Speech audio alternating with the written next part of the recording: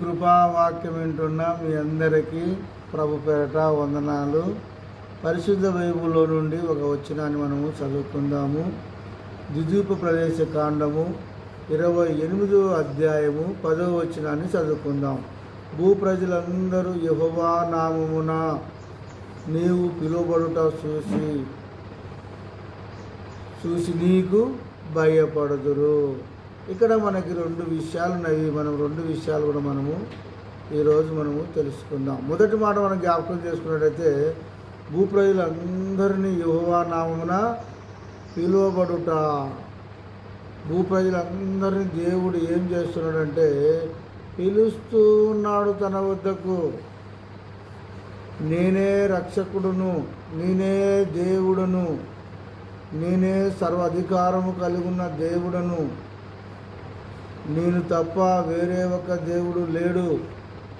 నా దగ్గరికి మీరు రండి.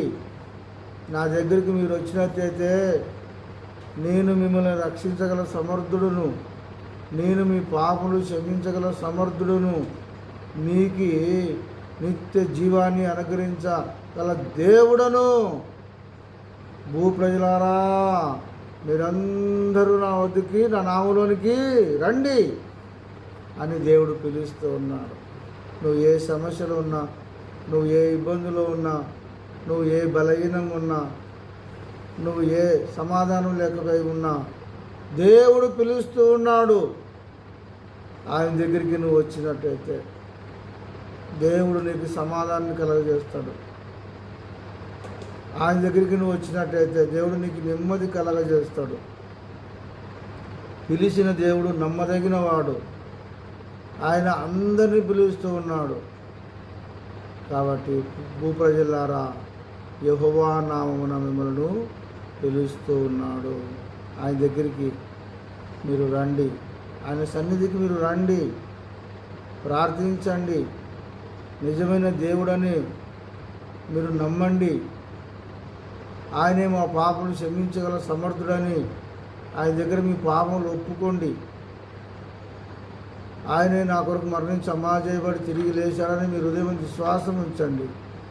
ఉచితంగా దేవుడు మిమ్మల్ని రక్షిస్తాడని దేవుడు మిమ్మల్ని పిలుస్తూ ఉన్నాడు. పిలిచిన దేవుడు నమ్మదగిన వాడు. రెండో మాట మనం జ్ఞాపకం చేసుకున్నట్టయితే చూసి నీకు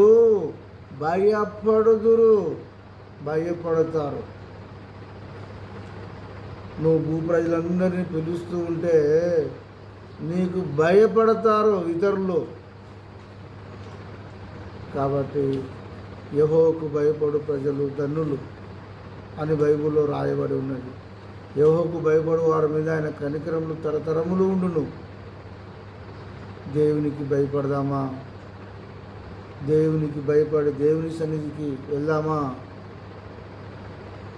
ఆయన నమ్ముకుంటే మోక్షము, ఆయన నమ్ముకుంటే నిత్య జీవము, ఆయన నమ్ముకుంటే పాపక్షమాపణ ఉందని దేవుని ఒక వాక్యం సెలవిస్తుంది.